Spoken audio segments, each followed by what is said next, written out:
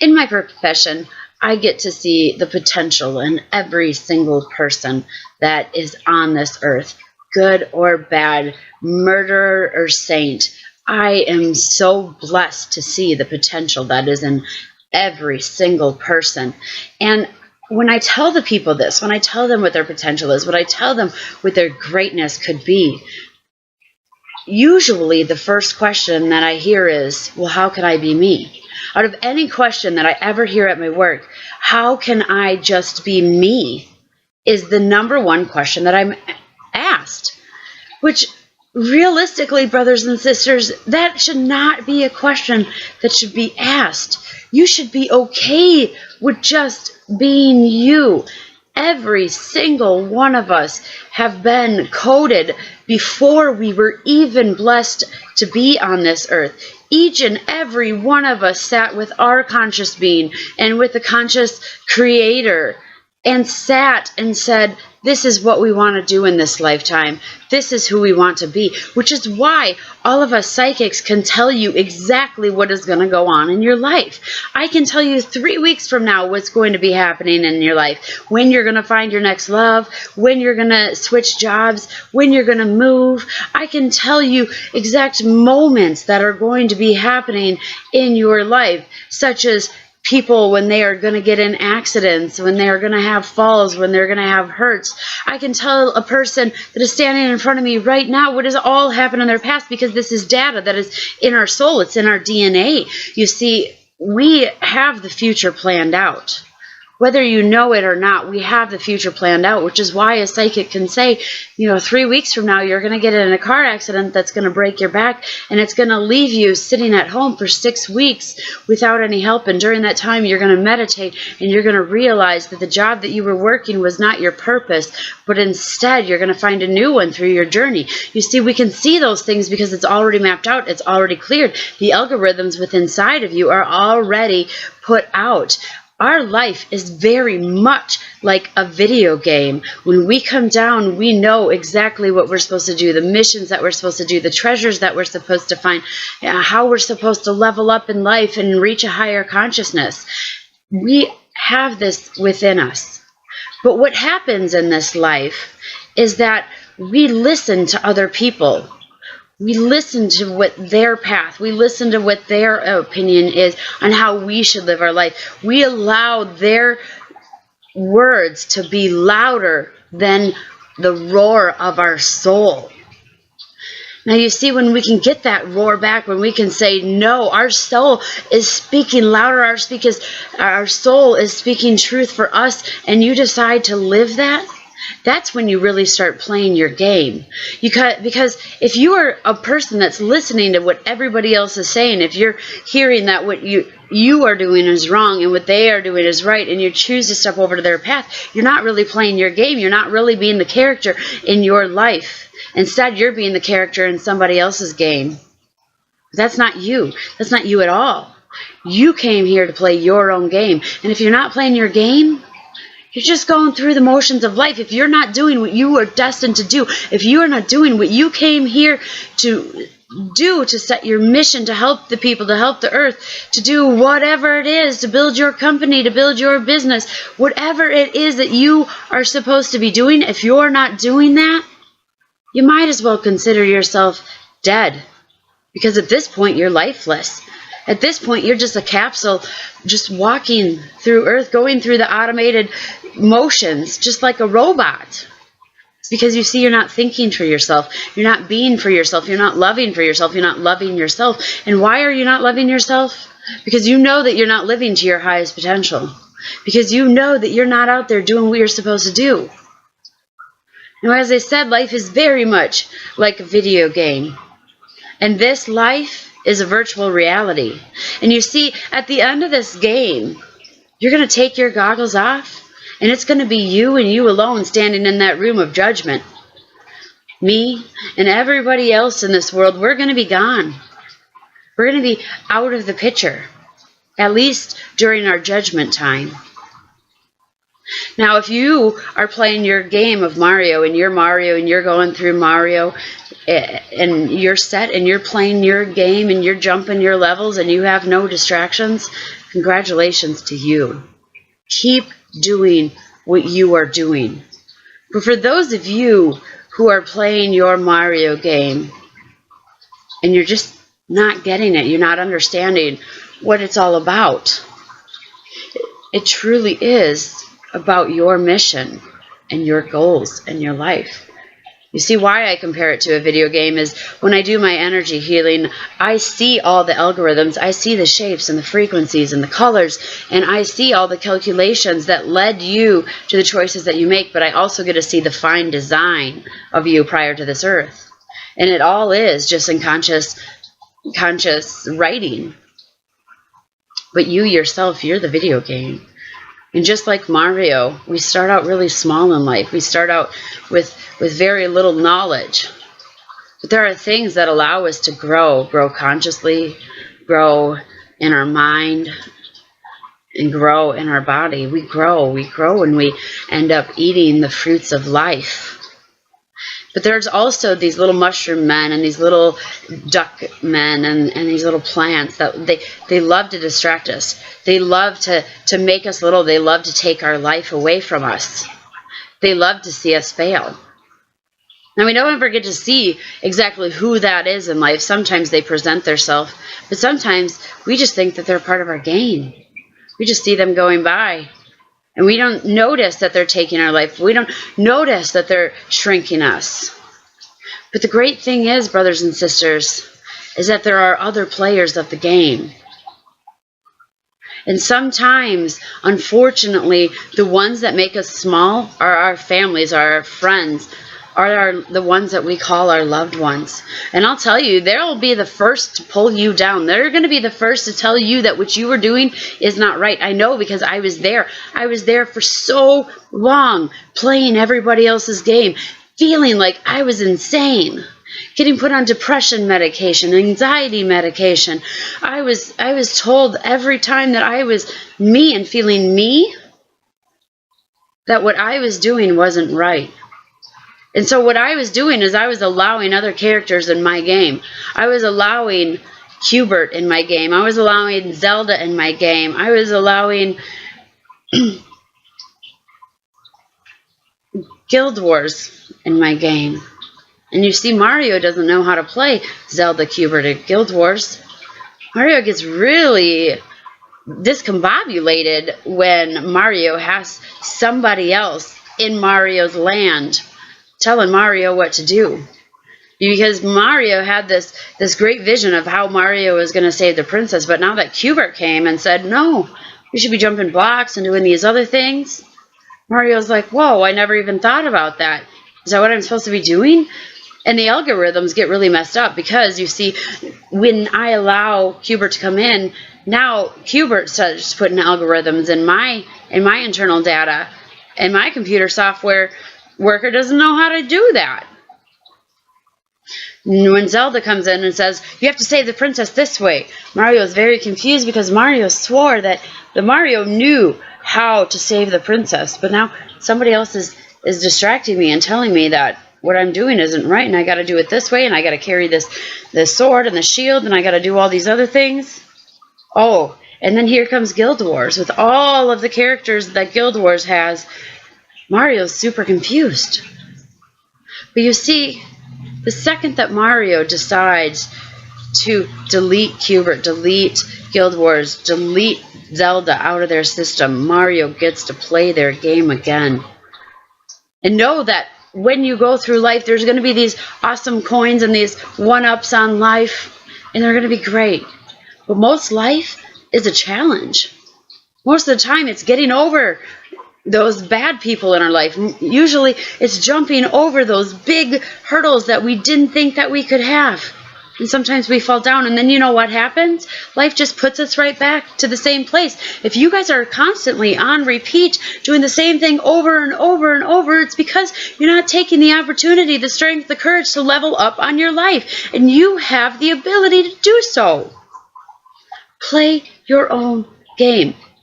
Be your own person. Because realistically, it's the only way to be, and it's the only way that is going to help society grow. If every single person played their own game and did what they were supposed to do in life, this world would be so beautiful, because it's the most beautiful thing in the entire world when people just be them, and they are loved, and they are cared for, and they are not judged. Brothers and sisters, no one else is paying your bills. No one else is watching your kids. No one is living your life, working your job, going to bed with your thoughts. Nobody else is going to be at that end. Like I said, when you take that virtual reality off, when you die in this life, the first person you are going to have to stand against is yourself. And I would much rather have you living your life saying, yeah, I did that. Yeah, I did that too. Yeah, I did that. I was so freaking awesome. Than hating yourself at the end of life and saying, damn it. I wish that I did that because I watched somebody else live my dream all my life and I never did that. And that is what so many of you are out there doing. You are watching other people live your dreams. You are seeing inventions that have already been made that you thought of 5 years ago. Now somebody else had that dream and they took the action and they took the motion and they stopped listening to what other people said and they are living their dream. Because they decided that going through life and living their life and going through the obstacles and getting smaller and getting bigger and losing their energy was worth it to them. Do you want to write that book? Do you know that there is more information in our graveyards than there is anywhere else in the world? That is the lost inventions. That is the lost books. That is the lost knowledge. Because people were so afraid to rise up and be their self that they did not let others in on their enlightenment. And they were huge pieces of the puzzle. Each and every one of us has a piece to the puzzle. And we keep passing the torch when we find out what that piece is. You see, if I, Melissa, did not take on my own crazy, if I did not take on my own life, my own mission, my own energy, I would still be in that land of depression and anxiety and feeling lost and not knowing where I fit in this life. But that wasn't me, and that just felt so crazy to me. Everybody was telling me what to do, how to live my life, how to be, how to raise my kids, how to pay my bills, how to clean my house. And it got tiring. It was so tiring. I was dead inside and not truly living. And so I made the choice. I made the choice to say, you know, what if just for a little bit, what if just for a little time I chose to be myself? And I did that. And the first day that I chose to be myself, to be happy, to say, hey, yes, I see angels, I see energy, and embrace that crazy inside myself. When I chose to embrace it for that one day, I felt great. So I tried it for 2, and I felt even better. And then that 2 went on to 3 days, and then it went on to a week, and it went on to a month. And after a month came, oh my gosh, I knew exactly what I wanted to be and who I wanted to be and what I wanted to do. And it wasn't nursing. It wasn't nursing. I was a nurse then. But you know what? Nursing is no longer health care. And whenever I tried to give care to my patients, when I tried to be kind, when I tried to help them a little bit more than I should have, I got yelled at by my supervisors. And they said time after time after time, it's about the money. It's not about the care. You see, health care is now health cost. And once it became health cost, my mission of caring stopped. Because it was something that I couldn't do anymore. So I prayed and I meditated and I said, angels, God, Melissa, tell me what I need to be and tell me what I need to do. And they said, you need to be a healer. So I went on and I explored. I meditated. I went on. I learned my Reiki. I went further to Qigong and some shaman and native beliefs and practices. And the more and more and more I embraced my crazy, the more I felt sane. And now, here I am, quit my nursing. I stopped talking to several family members. They said that what I was doing was nothing short out of a Stephen King book. And that's okay, brothers and sisters, because it gave me the courage, it gave me the fuel. For every single time somebody tells me I can't do something, it fuels me now to make me a stronger person so that I can prove them wrong. Because you see, I have been able to heal, and I have been able to assist people in healing and assist God in healing.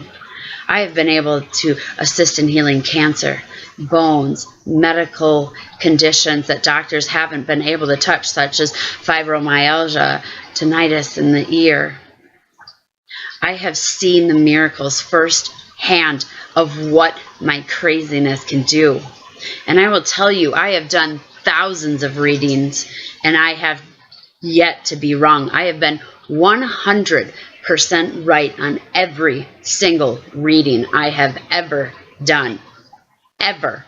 Period. Period. I've never been wrong. It's never happened.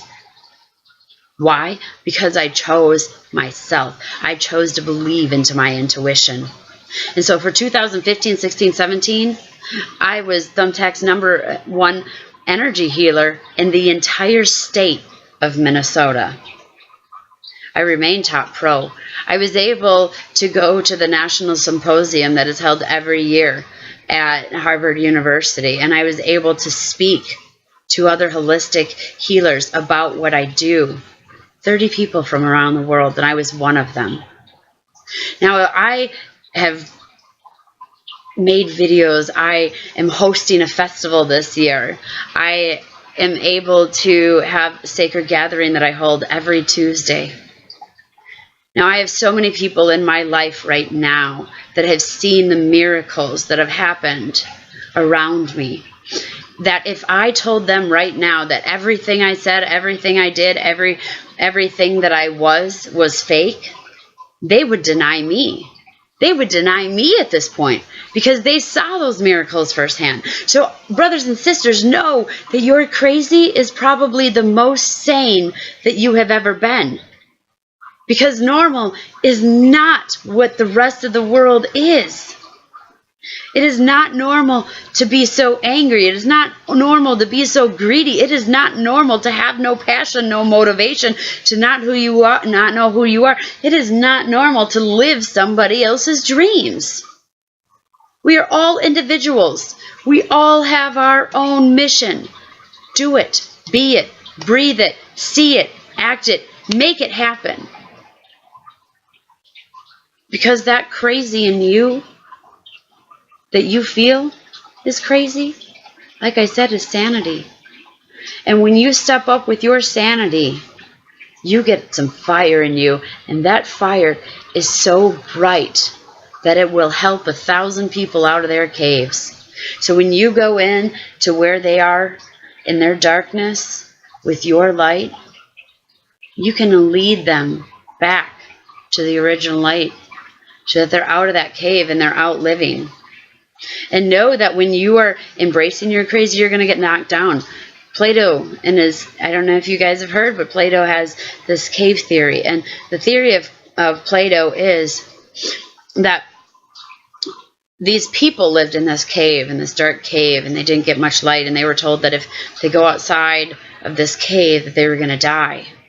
But this crack of light came down, and it shined upon this cave. And all of these people told stories about the shadows that were on the caves and what happened during these times that the shadows came out. But one person says, well, gosh, where's that light coming from? There's got to be more than just these shadows. So the person goes out and they go into their light. They find the light and they see that it's actually an entrance or an exit out of this cave. And the guy goes out, and at first he sees the light and he's blinded by it because he's never seen the light before. He doesn't know how to see in the light. He doesn't know how to act in the light, and he covers his eyes, and it kind of does little peeks in the lights, and he gets little glimpses of the lights, and he's knowing that there is something more in this light. There is something true in this light, but he's just so blinded by the dark he can't see it first. And finally gets to a point where he can see the light. And he looks up and he sees the trees that they were talking about, in the caves, and they weren't monsters. It was something that gave life, that gave shade to the light. That these flying things that they talked about, these mystic creatures that they talked about in the caves, were just these tiny little birds. And that really everything that they talked about in the cave was wrong, because they were trying to make decisions in the dark. They were trying to see in the dark, and they were trying to make sense in the dark.